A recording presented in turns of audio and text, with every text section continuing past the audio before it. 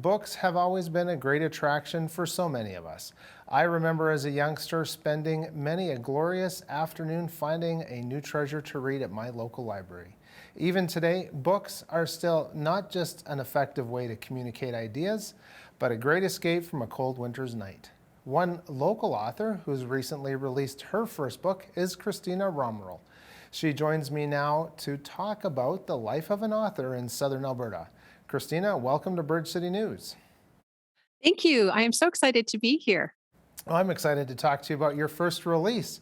It's called A Christmas Candy Killing. Can you give us the premise of this story? Yes, Christmas Candy Killing is the first in the Killer Chocolate Mystery Series. It is set in gorgeous northwestern Montana at the foot of the Rocky Mountains in the fictional town of Harriston. Identical twin sisters, Alex and Hannah, own Murder and Mayhem mystery book and chocolate shop, and their line of killer chocolates are named after poisons that have names like strychnine strawberry. The twins and their rescue dog, Miss Watson, get embroiled in solving the murder of their friend, who happens to be a true crime fan. And the friend is murdered soon after mentioning that there's a killer featured on a true crime show that is now living in the village.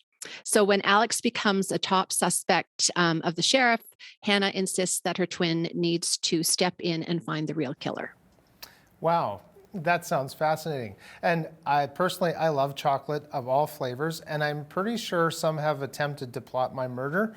How did you come up with this story idea? When I submitted my manuscript to my agent, Dawn Dowdle, she suggested that it needed a stronger hook.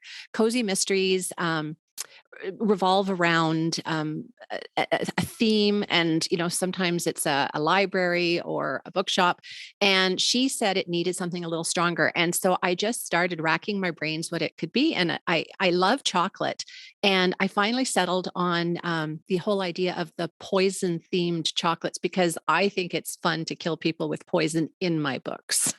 So Gotcha. That's a little macabre, but that's good to know, just in case we're ever invited over to your house for a Christmas party or something. So this story is set just south of where we both live at the foothills of the Rockies in Montana. How did you come up with this region as a backdrop for your story? I really toyed with the idea of setting it here in southern Alberta, but the reality is, I think the US is obviously my main market, and a lot of people in the US like to read about places in the US. And because I love the Kalispell area so much, and we visit there regularly, it's so similar to Waterton. And so I thought I would just move the little community that I'd created just a little bit across the border. And of course, with mountains as the backdrop, you can never go wrong. Plus, I mean, there are more trees and lakes that give me more options in the mystery sense when I'm writing than Bald Prairie does. Oh, that's for sure. So do you feel that you've maybe built a relationship with the cast of your book? 100%. I really do think of my characters as very real, and in fact, I often will speak to them when I'm writing. Asking them, what would you do, and they do talk back to me. That's really cool. So authors will often say that about the characters in their books, and sometimes those characters, they do something outside of what you were expecting as the writer. I know one writer that I worked with years ago on a few projects. We were working one day, and he was totally stumped because his main character had climbed into a tree in a field, and he couldn't find a way to get her out of the tree. Did you encounter any shenanigans like this from one of your characters? 100%. My main character, my protagonist, Alex, is far more serendipitous and impulsive than I am. And so she is often doing things that puts her at significant risk. And then, of course, I have to find ways to extricate her from these situations. Well, that sounds great. So I've got to ask you, in A Christmas Candy Killing, did you have a character that you didn't like, but you left them in the story anyway? Honestly, no. I love my characters. It to be honest, the ones that are the nastiest, or the quirkiest are the most fun to write, and so I really do, enjoy all of them. Uh, it's a great place to kill off, people if you want to have the, bookish satisfaction of, having someone, uh, taken care of that, you might not like in real life, who you might, kinda have a slight resemblance to that person in the book, Gotcha. but generally, I really do like my characters. They are, and like I said, the nastier they are, the more fun they are to write. Gotcha. I can kind of understand that. Absolutely. So I don't want to put the cart before the horse, but maybe is there a summer camp death by chocolate in the works, perhaps? No, there is no summer camp. The Actually, book 2, so I have already written book 2. It's with my editor in the editing phase, and it is set at Christmas as well. So this will be an ongoing series, set at Christmas. And so, summer is just something we talk about in passing in these books. The fun part, of course, is talking about the chocolate and coming up with recipes for it.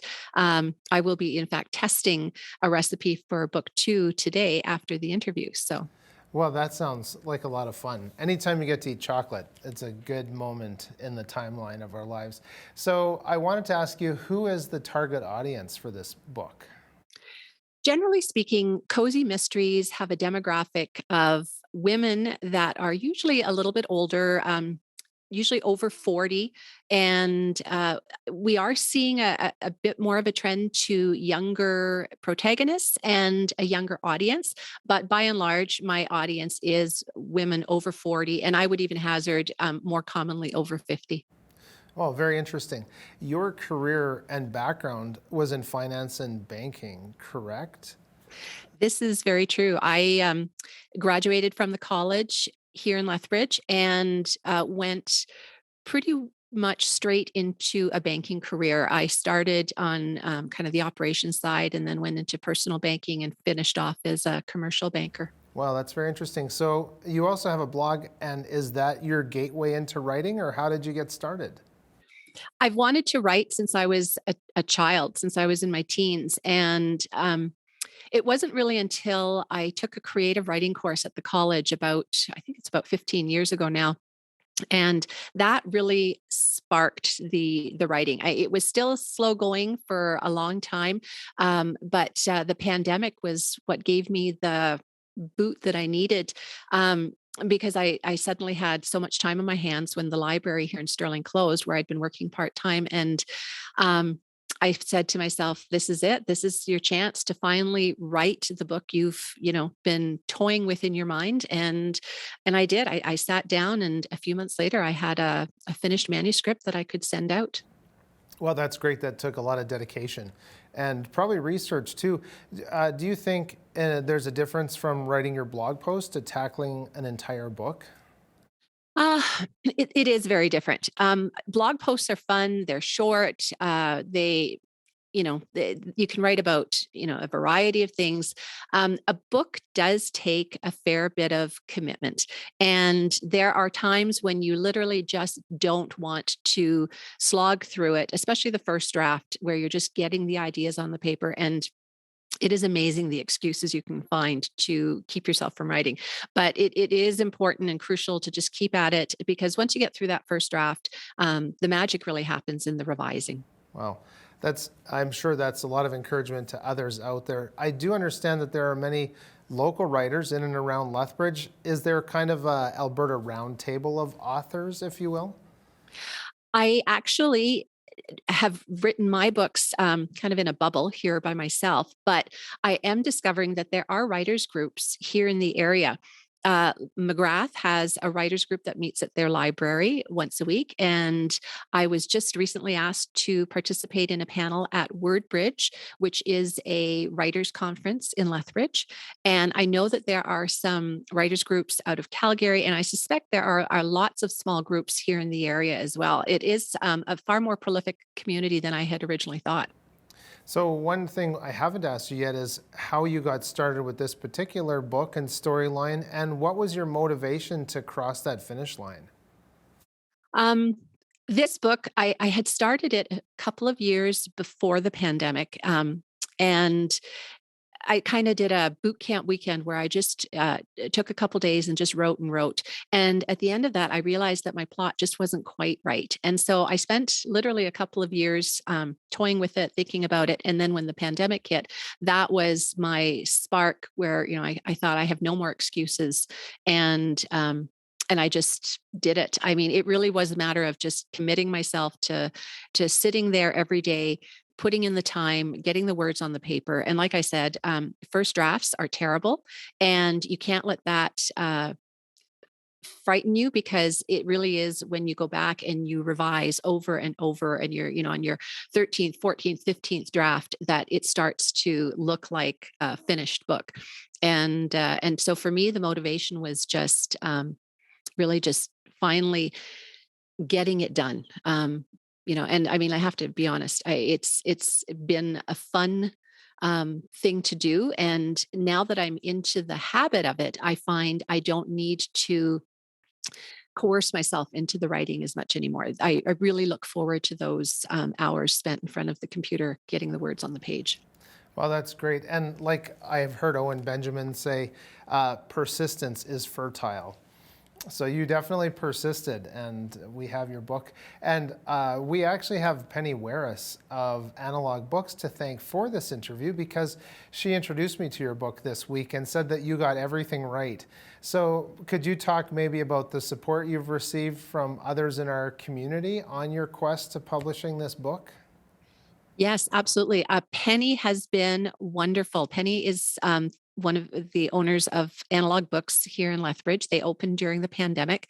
I did not even realize they were there until my publisher asked if there were any independent bookstores here in town, and I Googled and found them. And so I approached them about doing my book launch there, and they have been hugely supportive. I have appreciated all that they've done to help. Chapters as well in town. The manager there, Scott, he has been very supportive, and they've given me a huge amount of shelf space. So I'm very grateful for the community in Lethbridge helping to really support and advocate for my book. It's been great. It's wonderful to have that community support. I wanted to ask you maybe if there was a mentor or there was a writer who was influential in your life getting to this point.